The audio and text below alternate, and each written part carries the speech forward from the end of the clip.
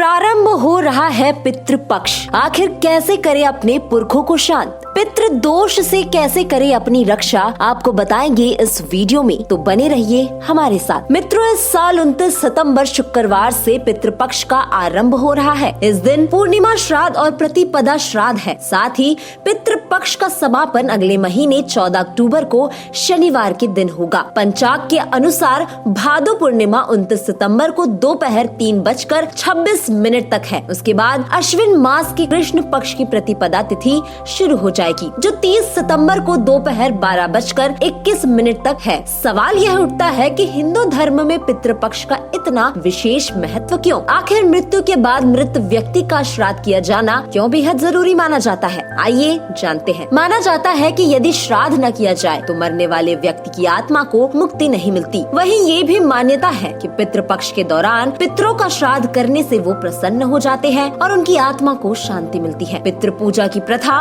वैदिक काल से चली आ रही है। पितरों की आराधना में लिखे गए ऋग्वेद की एक लंबी ऋचा में यम तथा वरुण का भी उल्लेख मिलता है। ऋग्वेद की द्वितीय छंद में कहा गया है कि सर्वप्रथम और अंतिम दिवंगत पितृ तथा अंतरिक्षवासी पितृ श्रद्धेय है। मित्रों, ज्योतिष शास्त्र के अनुसार अश्विन कृष्ण पक्ष की प्रतिपदा तिथि से अमावस्या तक का समय श्राद्ध पक्ष कहलाता है। इस अवधि में श्राद्ध कर्म के लिए विशेष रूप से कर्मकांड निर्धारित किए गए हैं। मान्यता है कि इन 16 तिथियों पर पितर मृत्यु लोक से धरती पर आते हैं। जब पितृपक्ष प्रारंभ होता है तो प्रत्येक दिन की एक तिथि होती है। तिथि के अनुसार ही श्राद्ध करने का नियम है। उदाहरण के लिए इस वर्ष द्वितीय श्राद्ध 30 सितंबर को है, यानी पितृपक्ष में श्राद्ध ही द्वितीय तिथि है। जिन लोगों के पूर्वजों की मृत्यु किसी भी महीने की द्वितीय तिथि को होती है, वे पितृपक्ष के दूसरे दिन अपने पूर्वजों का श्राद्ध करते हैं। इसी प्रकार पूर्वज की मृत्यु भी माह और पक्ष की नवमी तिथि को होगी। वे पितृपक्ष की नवमी श्राद्ध के लिए तर्पण, पिंडदान आदि की कामना करते हैं। आइए जानते हैं कि इस दौरान पितृदोष से बचने के लिए आपको क्या करना चाहिए और क्या नहीं। मित्रों, पितृपक्ष में स्नान, दान और तर्पण आदि का विशेष महत्व होता है। इस दौरान